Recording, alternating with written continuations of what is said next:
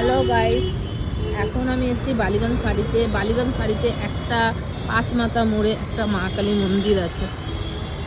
মন্দিরটা আমি দেখাচ্ছি।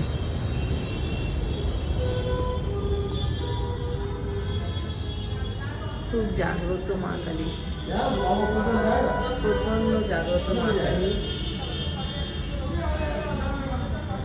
দেখুন, এই জগন্নাথ, বৈষ্ণব দেবী,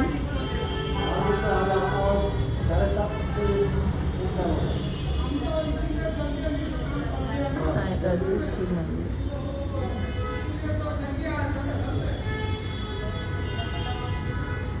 এটা অনেক বছর পুরনো এই কালী মন্দিরটা।